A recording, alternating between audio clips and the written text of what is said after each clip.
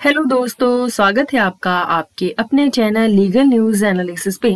जैसा कि दोस्तों हम अपने इस चैनल पे नेशनल एवं इंटरनेशनल न्यूज कवर करते हैं और उसका लीगल पर्सपेक्टिव आप सबसे शेयर करते हैं। तो दोस्तों जो आज की न्यूज मैंने कवर की है वह है आईटी रूल्स 2021। आज मैं आपको डिटेल में बताऊंगी कि आईटी रूल्स में क्या क्या संशोधन किए गए हैं और इनकी जरूरत जो है वो सरकार को क्यों पड़ी, और साथ ही साथ क्या सोशल मीडिया कंपनियों पर सरकार का जो है वो दखल बढ़ेगा या नहीं। इन सब मुद्दों पे जो है वो मैं आज आपसे डिटेल में डिस्कस करूंगी। सोशल मीडिया कंपनियों की जवाबदेही तय करने के लिए सरकार ने आईटी रूल्स में कुछ एक संशोधन किए हैं। सरकार का कहना है कि इसका मकसद जो है वो किसी को परेशान करना या निशाना बनाना नहीं है, बल्कि जो नेट यूजर्स की जो शिकायतें हैं उनको प्रॉपर एक मंच प्रदान करना है। यह शिकायत ग्रीवियंस अपीलेंट कमेटी में जो है वो अब की जा सकेंगी, जिसका गठन अगले 3 महीने में हो जाएगा। तो आईटी के नियमों में क्या क्या प्रमुख संशोधन किए गए हैं और एक आम यूजर्स को इसके क्या फायदे होने वाले हैं, आइए जानते हैं इनके बारे में। आईटी रूल्स के संशोधन की इसलिए जरूरत पड़ी कि जिस तरीके से सोशल मीडिया देश में अपने आप में एक बहुत ही प्रभावशाली मीडियम बन गया है, चाहे अगर आप बात करें फेसबुक की या आप बात करें ट्विटर की, इंस्टाग्राम की और यूट्यूब की, यह अपने आप में बहुत ही प्रभावशाली मीडियम्स हैं। और सोशल मीडिया के अलावा इनके ऊपर आज के दिनों में आप देखेंगे कि हर किस्म की जो है वो बातें की जाती हैं। लोग हर किस्म के जो है वो अपने अपने व्यूज देते हैं और उन्हें एक्सप्रेस करते हैं। इसके ऊपर बहुत सारी ऐसी चीजें होती हैं जो कई बार किसी की रेपुटेशंस को डैमेज भी करती हैं, और कोई इश्यूज ऐसे आते हैं जो कि डिफेम्ड इश्यूज होते हैं। अनलॉफुल कंटेंट्स भी जो है वो time to time in different social media पे जो है वो आता रहता है। उसी को लेकर जो है वो कंज्यूमर भी कई तरह से के जो है वो कंज्यूमर्स को इशू आते हैं। यहाँ पर कंज्यूमर्स के अकाउंट भी कई टाइम जो है वो बंद कर दिए जाते हैं। कंज्यूमर्स ने बहुत बार ये कंप्लेन की है कि उनकी सुनवाई नहीं होती और उनके अकाउंट्स जो है वो बंद कर दिए जाते हैं, क्योंकि ज्यादातर ये कंपनीज जो है वो अमेरिकन हैं। गवर्नमेंट ने पिछले साल अगर आप देखेंगे तो इंटरमीडिएटरी जो रूल्स हैं उनमें कुछ संशोधन किए थे, जिसके बाद इन लोगों ने इंडिया में अपने ऑफिसर्स बैठाए थे। पर इसके बावजूद भी सरकार कहती है कि बहुत सारी चीजें हैं जहां पर कंज्यूमर्स की कंप्लेंट्स सुनी ही नहीं जाती और एक टाइम फ्रेम के अंदर उनका कोई समाधान नहीं होता। तो सरकार ने ये नए संशोधन किए और जो अमेंडमेंट्स किए हैं आईटी इंटरमीडिएटरी गाइडलाइंस के अंदर, उसमें सरकार ने ये बोला है कि हम इनमें या इनके ऊपर जो है वो ग्रीवियंस अपीलेंट कमेटी बनाएंगे, जिसे जीएसी भी कहते हैं। सरकार ने प्रपोज किया है और अब यह लॉ बन गया है। यह कमेटियां जो है वो 3 महीने में बन जाएंगी और ये सरकार द्वारा गठित कमेटीज होंगी, जिसको लेके बहुत जगहों पर जो है वो थोड़ी बहुत शंका भी है।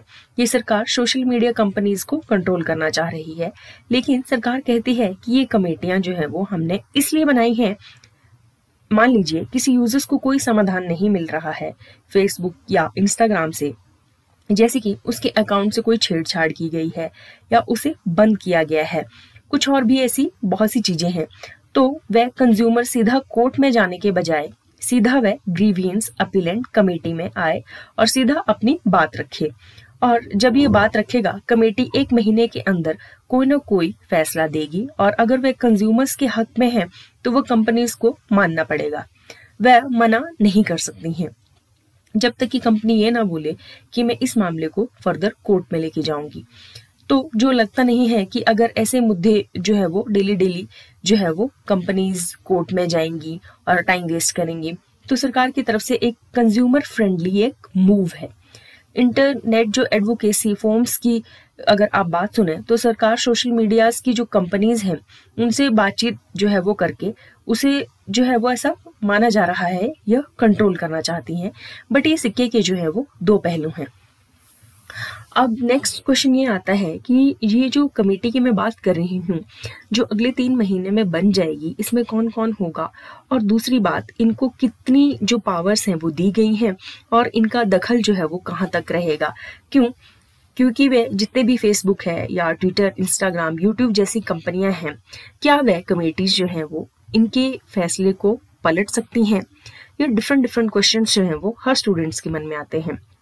तो मैं आपको बता दूं कि जिस तरह से सरकार ने इस कमेटी को बनाया है और उसको शक्तियां तो बहुत होंगी, क्योंकि वह अब ये जो कमेटी है यह लॉ के अंडर है। ऐसा नहीं है कि यह एक सिर्फ सुझाव है, यह आईटी रूल्स के अंदर जो है वो प्रॉपर एक अमेंडमेंट की गई है, जिसके बाद अब यह हमारे पास जो है वो लीगल फ्रेमवर्क में जो आईटी एक्ट के रूल्स हैं उनके अंतर्गत जो है वो अब एक इम्पॉर्टेंट हिस्सा बन चुका है। और शक्ति के हिसाब से या तो बहुत इसमें जो पावरफुल जो शक्तियां सरकार द्वारा इस कमेटी को जो है वो दी गई हैं। राजीव चंद्रशेखर जो कि आईटी के मिनिस्टर स्टेट हैं, अगर इस बारे में पूछा जाए तो उन्होंने ये बताया है कि जो कमेटीज को जो मेंबर्स हैं वो ऑफिशियल मेंबर्स होंगे और इंडिपेंडेंट मेंबर्स होंगे। इनके ऊपर जो है वो सरकार ने अभी ज्यादा कमेटीज की जो है वो डिटेल को नहीं बताया है कि कमेटीज में जो है वो किस किस मेंबर्स को रखा जाएगा और क्या वो प्राइवेट सेक्टर में से मेंबर्स होंगे या वो गवर्नमेंट सेक्टर से जो है वो मेंबर होंगे।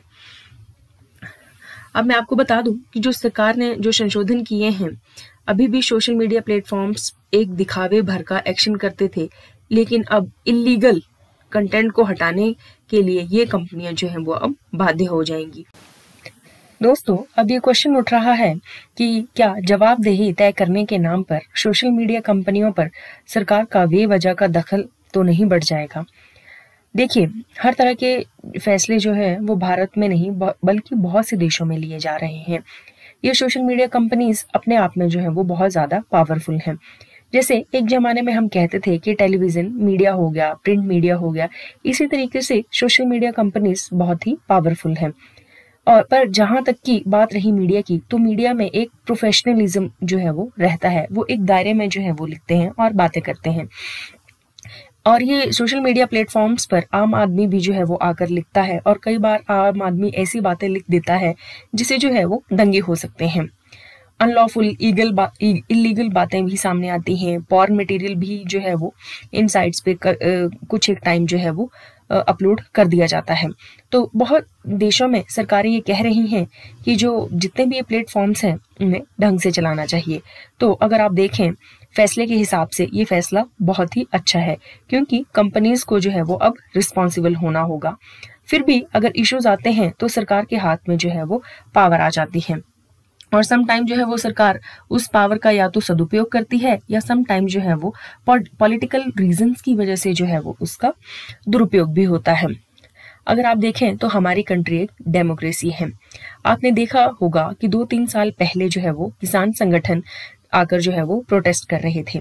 उस समय सरकार और ट्विटर के बीच जो है वो भिड़त हो गई थी, क्योंकि सरकार ने ट्विटर को बोला था कि आपके ये सारे जो है वो अकाउंट्स खत्म कर दो, लेकिन ट्विटर ने अपना एक व्यू दिया था कि ट्विटर के हिसाब से किसी भी जगह पर किसी भी टाइम डेमोक्रेसी में लोगों के पास हक है और वे अपनी बातें जो है वो बोल सकते हैं और सरकार के समक्ष रख सकते हैं।